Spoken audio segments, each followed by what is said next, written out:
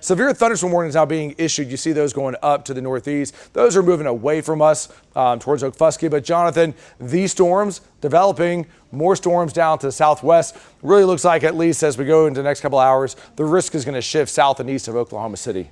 Southeast of Oklahoma City. So OKC, we are now severe clear, at least for the next several hours.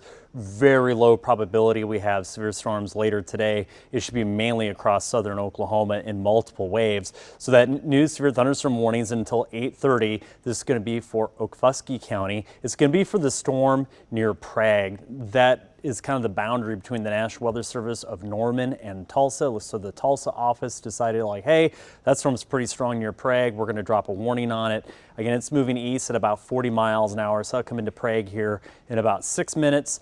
Schoolton at about 8:15. Okemah at about 8:30.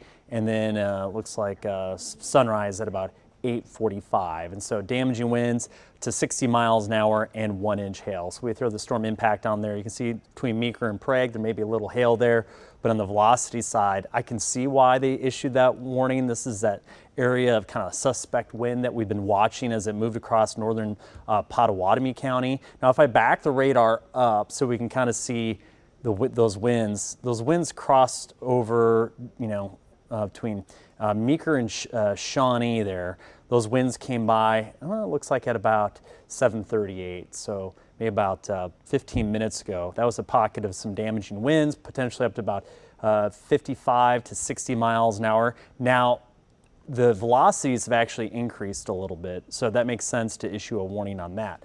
Now, back over to the intensity part of it, I don't see, that's the most intense part of the line. Right? Down south is really disorganized. There's lightning, there's thunder, there's heavy downpours. I think you're going to be fine until one of those cells becomes dominant, or what we'd say rooted. Right now, I don't think there's an imminent threat. When you go from Shawnee down to Slaughterville, we'll have to watch that, but I don't see anything that's indicative that those are going to explode and become severe in the next 15 minutes to half hour.